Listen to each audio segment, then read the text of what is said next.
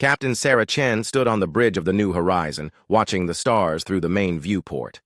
This was supposed to be humanity's greatest moment. The first colony ship to leave the solar system, carrying 10,000 people to start a new life on Kepler 442b. They had traveled for 6 months at faster-than-light speed, using technology that Earth's best scientists had worked decades to perfect. Then the aliens appeared. The ships came out of nowhere, surrounding the New Horizon, like wolves around a sheep. Sarah had seen pictures of alien vessels in science fiction movies, but nothing prepared her for the real thing. These ships were massive, each one 5 times the size of her colony vessel. Their hulls gleamed like polished metal, covered in strange symbols that seemed to move when she looked at them. "Captain," her communications officer called out, his voice shaking. "We're receiving a transmission. They're speaking English." Sarah felt her heart sink. If these aliens knew English, it meant they had been watching Earth for a long time. "Put it through," she ordered. A hologram appeared in the center of the bridge. The creature that materialized looked like a walking crystal, its body made of what seemed to be living glass. When it spoke, its voice was cold and emotionless. "I am Ambassador Zeth Kara of the Vorthak Empire, speaking for the Galactic Hegemony Council. You will prepare to be boarded. Resistance will result in the immediate destruction of your vessel." Sarah stepped forward. "I am Captain Sarah Chen of the Earth vessel New Horizon. We are peaceful explorers. We mean no harm to anyone." The crystal being made a sound that might have been laughter. "Peaceful? How quaint. All species say that when they first encounter us. It makes no difference. You will comply with our instructions." Within minutes, alien shuttles docked with the New Horizon. Sarah and her senior officers were escorted to the main conference room, where they found themselves facing not just Zeth Kara, but representatives from what appeared to be 12 different alien species.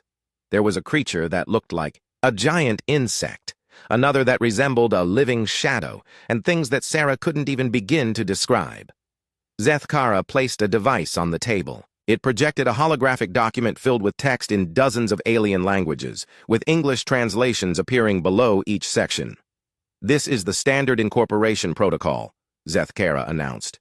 "It has been used successfully on over 3,000 species across this galaxy. The terms are simple and non-negotiable."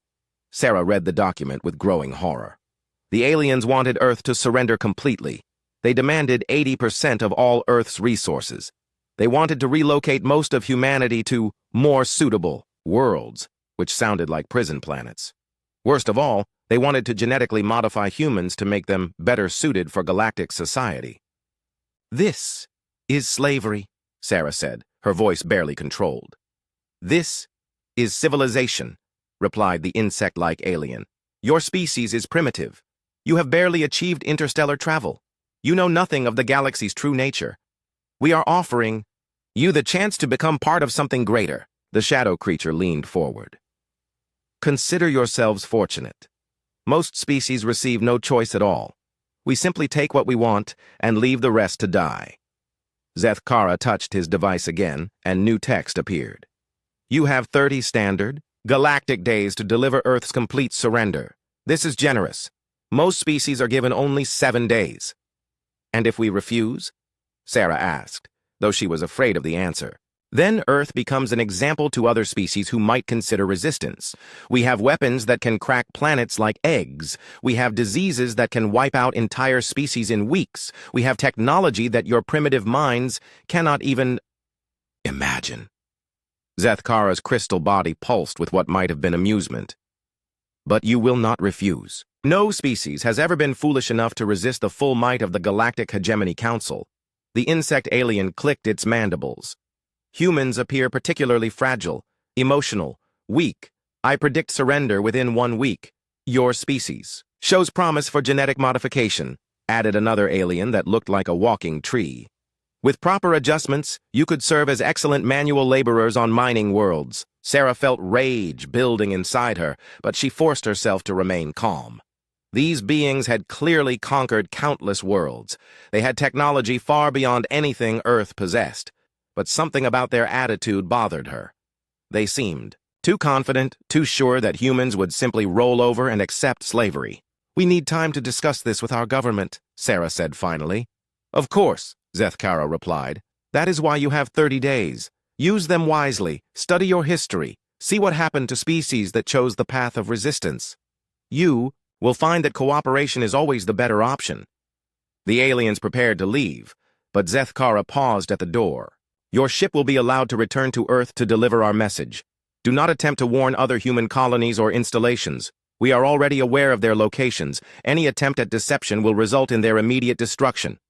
After the aliens left, Sarah's officers sat in stunned silence. Finally, her first officer, Commander James Park, spoke up. "Captain, we have to warn Earth. We have to prepare." "They're watching us," Sarah replied quietly. "Every communication, every move we make, but—" She paused, thinking. "They seem to know a lot about human colonies and installations, but do they know everything?" Dr. Elizabeth Martinez, the mission's chief scientist, looked puzzled. "What do you mean?" Sarah stared at the document still glowing on the table. "They said they know about our colonies. But what about the deep space research stations? The mining, operations in the outer asteroid belts, the experimental facilities that aren't officially on any records?" Commander Park's eyes widened. "The ghost projects, the ones that officially don't exist." "Exactly." Sarah stood up. "Set course for Earth, maximum speed, and send a message to the President's Emergency Council. Tell them it's time to call in every favor, activate every secret project, and hope that 30 days is enough." As the New Horizon began its journey home, Sarah couldn't shake the feeling that the aliens had made a crucial mistake. They had studied humanity, learned their languages, mapped their known colonies. But they had done it all from the outside, watching and cataloging like scientists studying insects. They knew about human technology, human settlements, human governments. But did they understand human nature?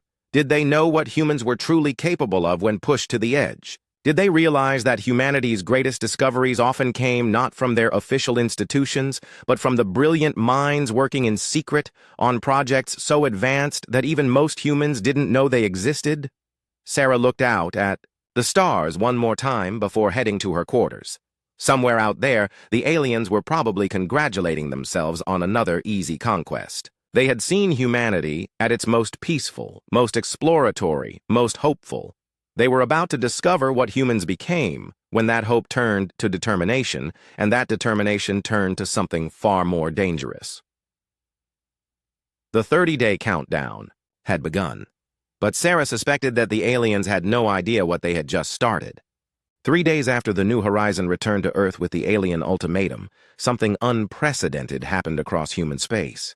Every colony, every space station, every mining operation, every research facility, they all went completely silent. Not destroyed. Not abandoned. Simply gone. Ambassador Zethkara stood in the command center of the hegemony's monitoring station, his crystal body pulsing with confusion as he stared at the holographic display of human space. Where dozens of installations had been broadcasting signals just hours before, there was now nothing but empty space. "Report," he commanded. The insect-like Kethmore clicked its mandibles nervously. "All human installations have ceased transmitting. Ambassador, our sensors detect no life signs, no energy signatures, no technological activity. They have surrendered and gone into hiding," suggested the shadow being known as Morth. A common response. "They fear our arrival and have shut down all non-essential operations." But something felt wrong to Zethkara. In 3,000 years of galactic conquest, he had seen fear, and this didn't match the pattern. Fear made species broadcast more, not less. They sent desperate messages, pleaded for mercy, tried to negotiate. They didn't simply vanish. "Send a probe to the nearest human colony," he ordered. "Proxima Station. It had a population of 50,000. Find out what happened." The probe launched immediately, crossing space at maximum speed. When it arrived at Proxima Station's coordinates, it found empty space. Not destroyed infrastructure, floating in debris fields, not abandoned stations drifting powerless. Just nothing, as if the entire installation had never existed. "Impossible," Morth whispered. Our records clearly show major construction at these coordinates. Massive industrial complexes, residential areas. The energy signatures were enormous. Zethkara's crystal form began to glow with a dangerous light. Send probes to every human installation. All of them. I want to know where they went. Over the next week, the results came back with disturbing consistency. Every single human presence outside of Earth itself had vanished without a trace. Not just the colonies and stations, but the people, the ships, the equipment, everything. It was as if someone had reached out and erased entire star systems of human activity. But then the intelligence reports began arriving, and they painted an even stranger picture. Ambassador, reported Kethmore, his usual arrogance replaced by obvious concern. Our deep space sensors are detecting massive energy signatures in the outer regions of human space. Industrial activity on a scale we've never seen before. What kind of industrial activity? Unknown. The energy patterns don't match any known technology in our databases. And there's something else. Kethmore paused, seeming reluctant to continue. The signatures are moving. Whatever the humans are building, they're building it fast and moving it around. Zethkara studied the data streaming across his displays. The energy readings were enormous, larger than what entire hegemony worlds produced. But every time they sent scouts to investigate, the energy signatures vanished before the probes arrived, only to reappear somewhere else entirely. How are they hiding from our sensors? Demanded the tree-like Vashti. Our technology is thousands of years more advanced than theirs. That's what we thought, Morth replied quietly. But consider this. In 72 hours, they made over 200 major installations completely disappear. Not destroyed, not evacuated, disappeared. As if they had never been there. The implications were starting to sink in.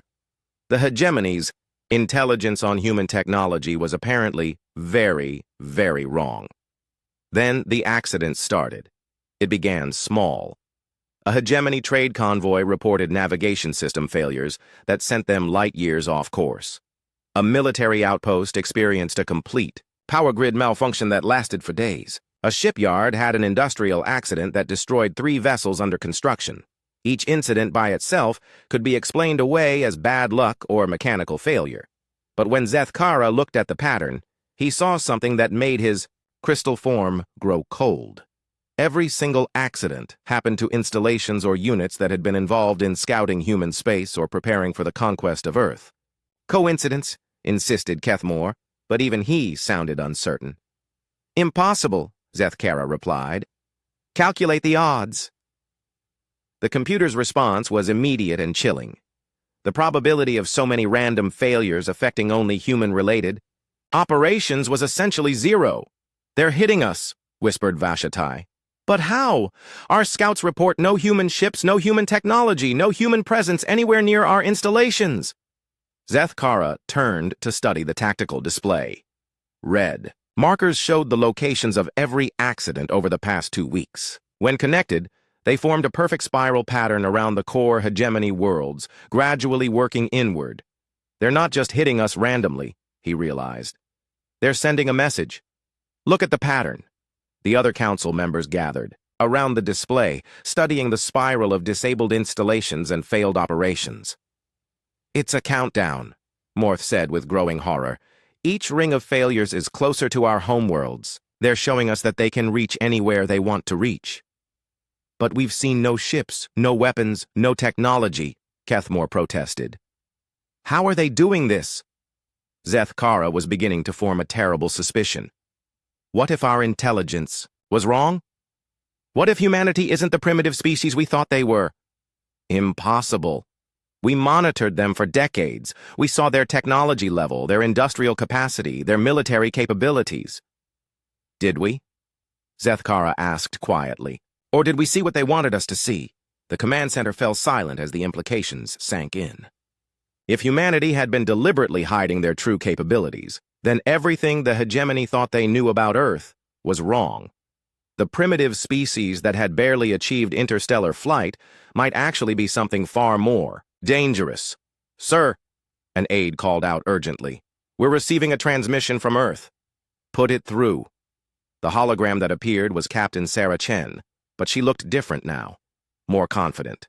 more dangerous. Behind her, instead of the simple bridge of a colony ship, was a command center that made the hegemony's own facilities look primitive. "Ambassador Zethkara," she said with a smile that didn't reach her eyes.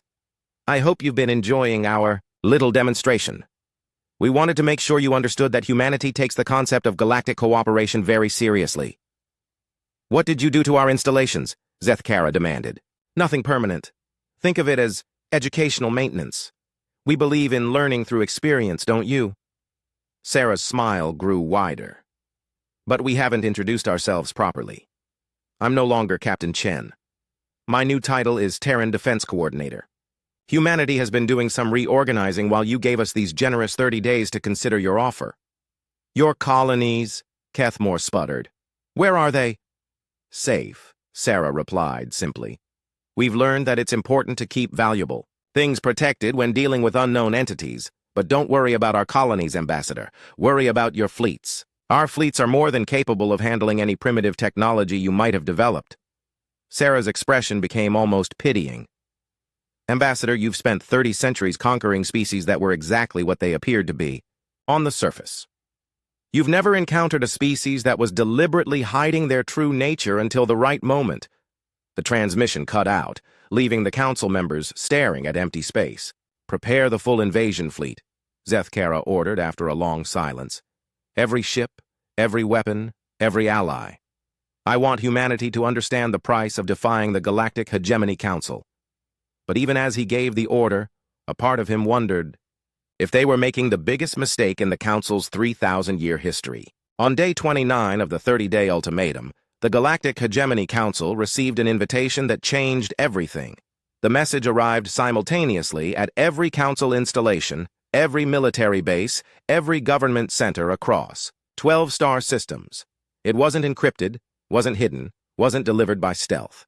It simply appeared on every communication system in hegemony space at exactly the same moment, as if someone had flipped a switch that controlled the entire galaxy's technology. Ambassador Zethkara stared at the message displayed in his command center, his crystal body flickering with disbelief. "Greetings to the Galactic Hegemony Council," the message read. "This is Terran Defense Coordinator Sarah Chen, speaking for the United Earth Defense Initiative. We have carefully considered your generous offer of incorporation into your galactic civilization." Zethkara's mandibles clicked with anticipation. Finally, the humans had come to their senses. "However," the message continued, "we must respectfully decline your terms. Instead, we would like to extend an invitation of our own. The Council is cordially invited to bring your full military force to the Sol system to discuss alternative arrangements. We promise to meet you in the spirit of galactic cooperation and provide a comprehensive demonstration of human hospitality." The B message concluded with precise coordinates and a timestamp. "Please arrive no later than day 30 of your ultimatum.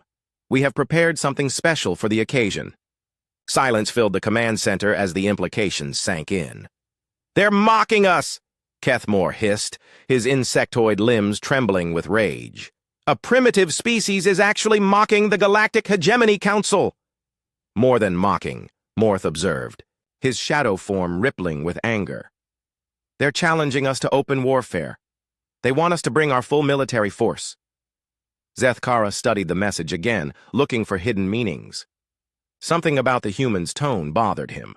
There was no fear, no desperation, no pleading. Instead, there was a confidence that seemed completely inappropriate for a species facing annihilation. How did they deliver this message to every system simultaneously? He asked his technical staff. The response was immediate and troubling. "Unknown Ambassador, the message appeared to originate from every receiver at the same time. Our analysis suggests they somehow accessed our entire communication network without triggering a single security protocol. That should be impossible." "Yes, sir. It should be." Vashti, the tree-like council member, leaned forward with her massive wooden form creaking. "Perhaps we should reconsider. If they can penetrate our communications so easily, what else might they be capable of?" "Cowardice," Kethmore snapped. "They're a single world with primitive technology. We are 12 advanced civilizations with technology they cannot imagine. They want our full force? Let's give it to them." Over the next few hours, the debate raged across the council chambers. Some members argued for caution, pointing to the mysterious disappearances of human colonies and the unexplained accidents plaguing hegemony operations. Others, led by Kethmore, demanded immediate overwhelming retaliation to make an example that would prevent any other species from developing. Similar delusions of resistance. In the end, arrogance won.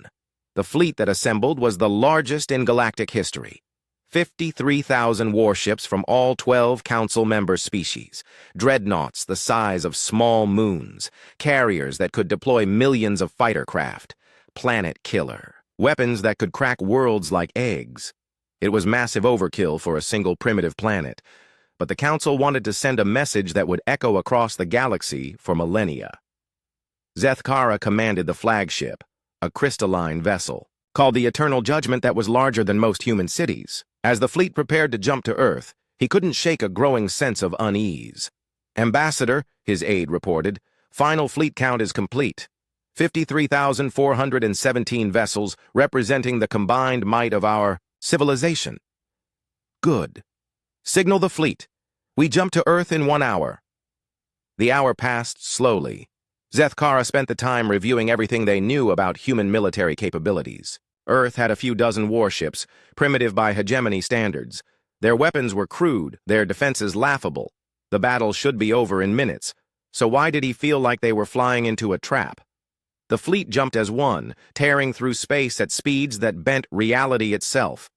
When they emerged at the edge of the Sol system, they found a single human vessel waiting for them, the same New Horizon that had carried their diplomatic first contact months ago. "This is Terran Defense Coordinator Sarah Chen," came the familiar voice across all frequencies. "Welcome to Earth. We've prepared a demonstration of human hospitality. We hope you find it educational." Kethmore laughed from his position on the Joint Command channel. "Educational? What could these primitives possibly teach us?" Sarah's voice carried an odd note of amusement. "Oh, I think you'll be surprised. For instance, did you know that humans have been studying your technology for the past 50 years? Impossible. We only made first contact a month ago. First official contact, yes, but you're not the only ones who know how to watch and wait. The question is, how much do you really know about the species you're trying to conquer?" As if in response to her words, the space around the hegemony fleet began to change. What had appeared to be empty space suddenly lit up with energy signatures. Massive structures became visible. Not ships, but installations built into asteroids, moons, and what appeared to be artificial constructs the size of planets. "What is this?" Zethkara demanded. "Mars," Sarah replied cheerfully, "has been under renovation for the past 20 years. We found that a planet-sized weapons platform has certain advantages over traditional naval vessels. Would you like a demonstration?" The red planet began to move, not orbiting, but actually rotating to present different faces toward the hegemony fleet. As it turned, massive sections of the planetary surface slid away, revealing weapon systems that defied everything the Council thought they knew about physics. "That's not possible," whispered Vashatai. "The energy requirements alone." "Oh, this is just the warm-up," Sarah continued. "Earth itself has some interesting modifications we'd like to show you. After all, you did promise us a comprehensive education in galactic civilization." As she spoke, Earth began to change.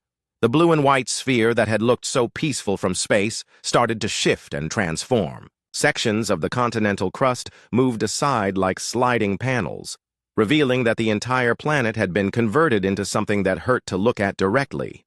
"Ladies, gentlemen, and assorted species," Sarah announced, her voice now carrying across the entire fleet on frequencies that shouldn't have been able to penetrate their shielding. "Allow me to present humanity's final exam in galactic relations." Zethkara stared at the transformed Earth in growing horror. The primitive world he had planned to conquer had become something that looked like a weapon designed by gods. "You have 10 seconds to surrender unconditionally," Sarah said, and for the first time, her voice carried no trace of humor. "This is your only warning." "Fire everything!" Kethmore screamed. "Destroy them before they can—" His words were cut off as space itself seemed to explode around them. The battle had begun, but not in any way the Galactic Hegemony Council had ever imagined possible.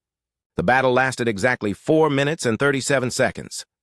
Ambassador Zeth Kara would remember that timing for the rest of his existence, because it was displayed on every screen throughout the hegemony fleet as their supposedly invincible armada was systematically dismantled by weapons that shouldn't have been possible. The first shock came when Kethmore ordered the fleet to open fire. 50,000 ships unleashed everything they had at the transformed Earth. Planet-killer beams, reality-warping torpedoes, weapons that could burn entire star systems. The combined firepower was enough to sterilize 100 worlds, none of. It reached its target.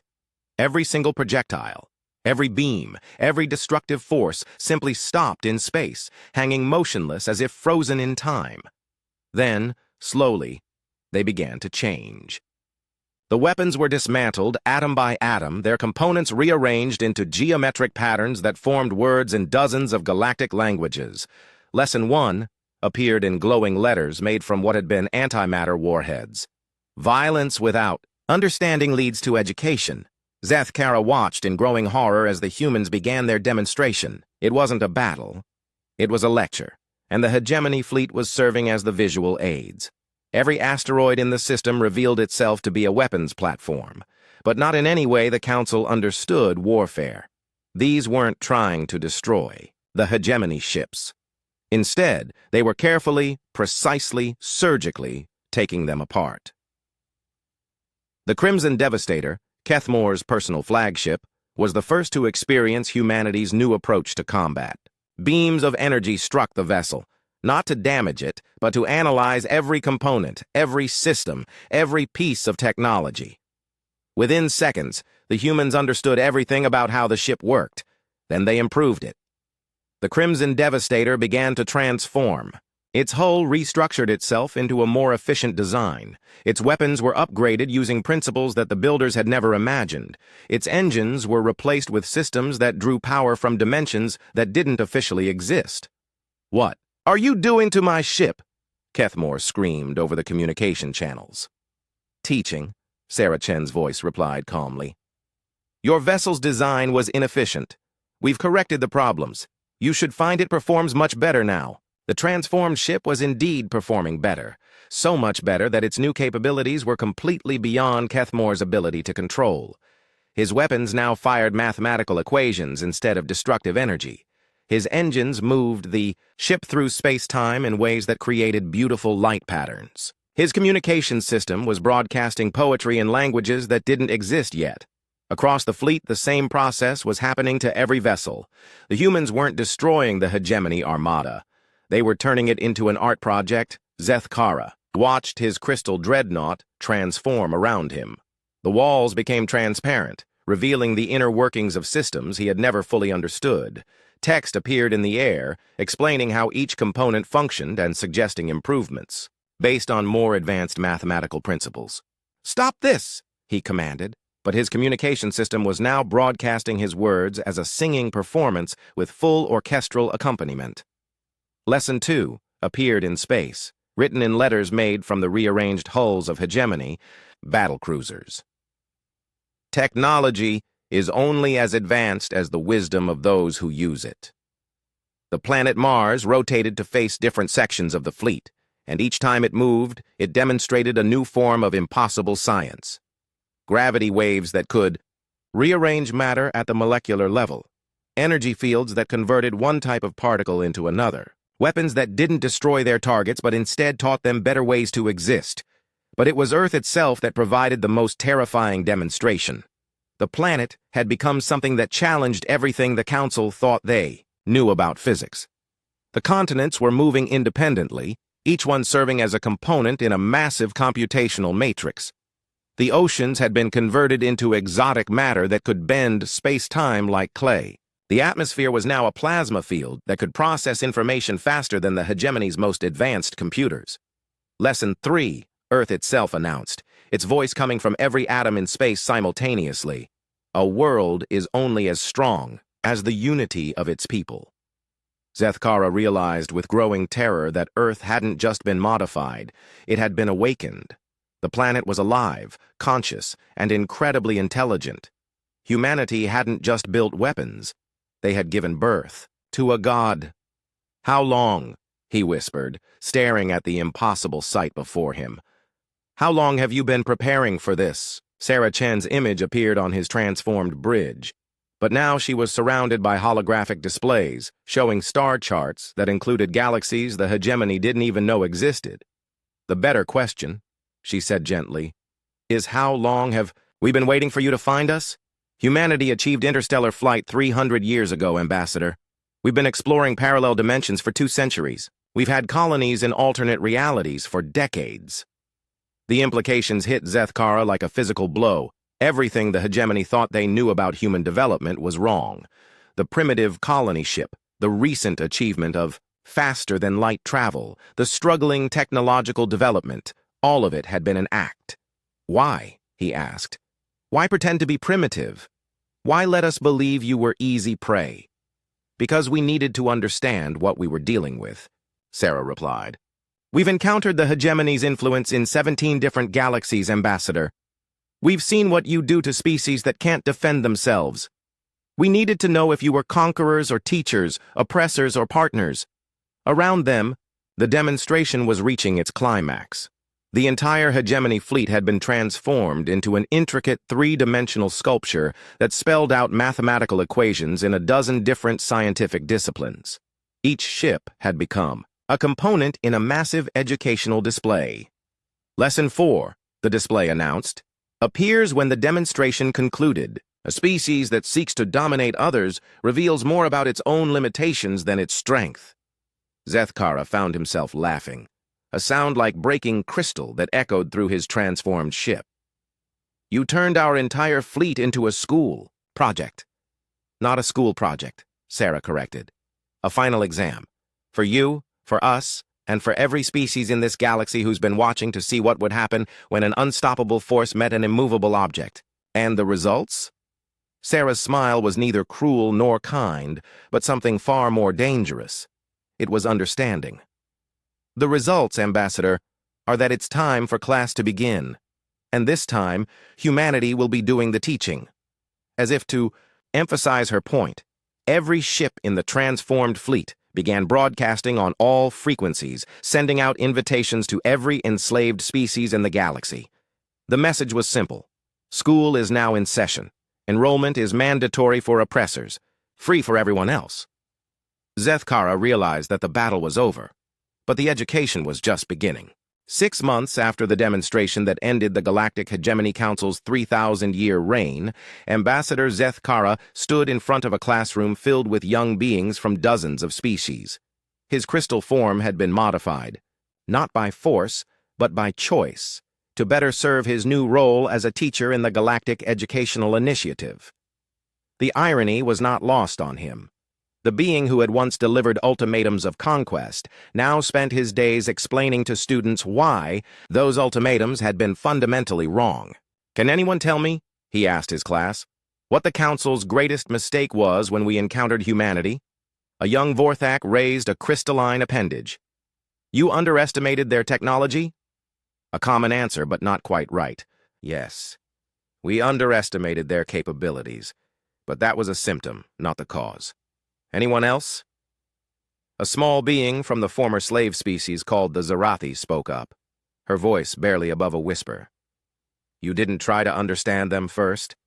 Zethkara's form pulsed with approval. Exactly. We observed humanity for decades, but we never tried to understand what made them unique.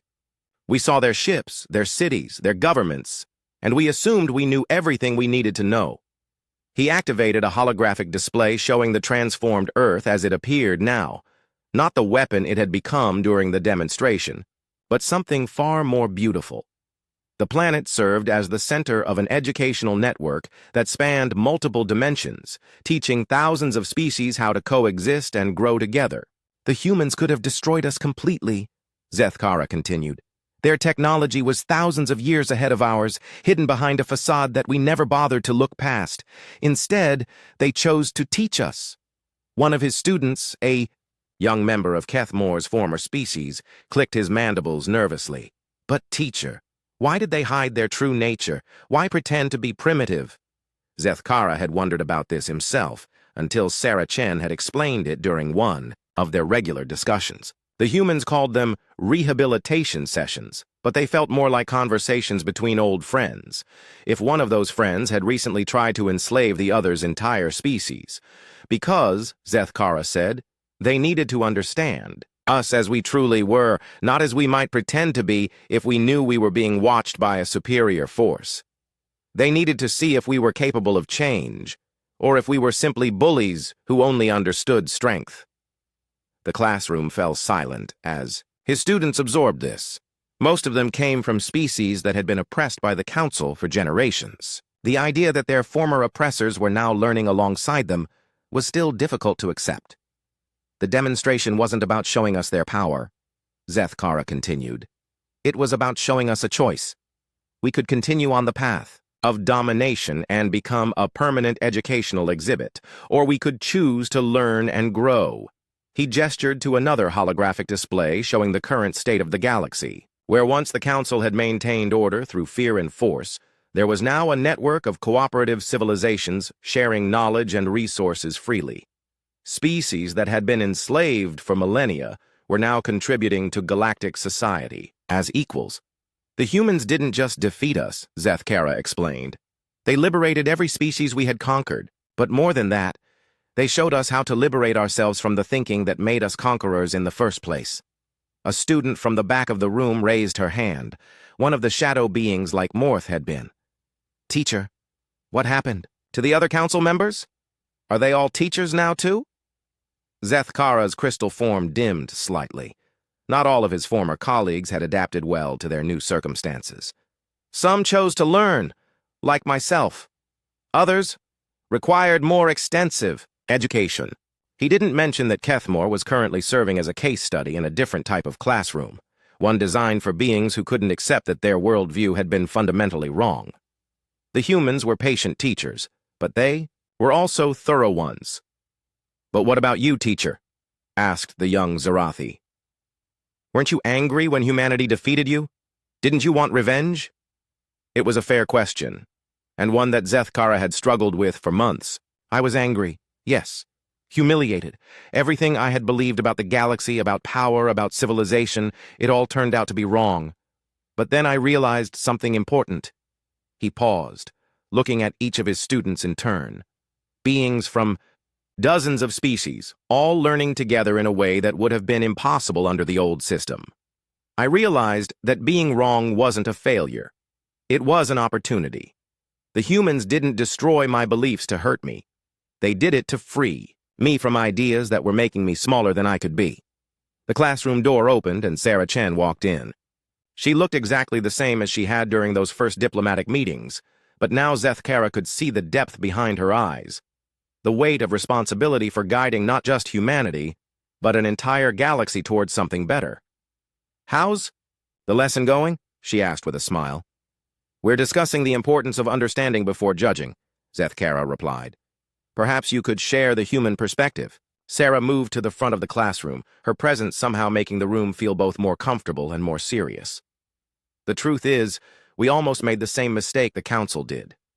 This surprised the students. Many of them still saw humanity as impossibly wise and advanced. When we first encountered the Council's ultimatum, our initial response was anger. We wanted to strike back immediately, to show you that humans weren't prey. But then we realized that responding with violence would make us just another set of conquerors, just with better technology. She gestured to the displays showing the current galactic civilization. So instead, we chose to understand. We studied not just your technology and your military capabilities, but your cultures, your histories, your motivations. We learned that most council species had become conquerors because they were afraid of being conquered themselves. Zethkara nodded. Fear makes beings do terrible things, even when they know better. Exactly. So our demonstration wasn't designed to terrify you into submission. It was designed to show you that cooperation was possible, that there was another way to ensure your species' survival and growth. A student raised his hand. But what if someone refuses to learn? What if they keep trying to conquer and hurt others? Sarah's expression grew more serious. Then they become a permanent part of our educational system, not as teachers, but as examples. There are some beings whose actions have made them too dangerous to allow freedom, but too valuable as learning tools to simply eliminate. The implications of this sank in slowly. The humans' mercy had limits, but those limits were far broader than anything the Council had ever offered. The beautiful thing, Sarah continued, is that this galaxy is now full of species who are teaching each other. Humanity isn't running everything. We're just making sure that no one species can dominate the others again. She activated a new display showing the outer edges of their galaxy, where massive construction projects were taking place. In fact, we're preparing for something much more interesting than conquering planets. We've detected signals from other galaxies, other civilizations that might need the kind of education we've developed here. Szeth Kara felt a familiar thrill. Not the excitement of conquest, but the anticipation of discovery and growth. You're planning to spread this model beyond our galaxy? Eventually, but this time we'll do it right. We'll understand first, judge second, and teach only those who are ready to learn. As the class ended and the students filed out, Szeth Kara remained behind with Sarah. "I have a question that's been bothering me," he said. "Go ahead." "During our first meeting, when I was so confident that humanity would surrender, did you already know how this would end?" Sarah considered the question carefully. "Not exactly. We knew we could defend ourselves, but we didn't know if we could change you. That was the real test. Not whether we could defeat the Council, but whether we could transform enemies into teachers, oppressors into allies." She gestured toward the door where his students had just left. "The fact that you're here, genuinely caring about those young beings' education, genuinely working to help them understand the galaxy better, that's the victory we were really fighting for." Szeth Kara looked at his reflection in the classroom's polished surfaces. He barely recognized the being he had become. Someone who found joy in watching students discover new ideas, who measured success not in conquered worlds, but in minds open to new possibilities. "There's something else," Sarah said quietly. "We've been monitoring communications from several other galactic clusters. It seems there are civilizations out there that make the old Hegemony Council look gentle by comparison. And we think it might be time for our next class to begin. We've learned a lot about teaching in our own galaxy. Now we need to find out if our methods work on a larger scale." Szeth Kara felt his crystal form pulse with anticipation. "When do we start?" Sarah smiled, the same smile she had worn when inviting the Council to Earth. But now he understood what it really meant. It wasn't the expression of a conqueror or a destroyer. It was the look of a teacher who had just found a new class that desperately needed education.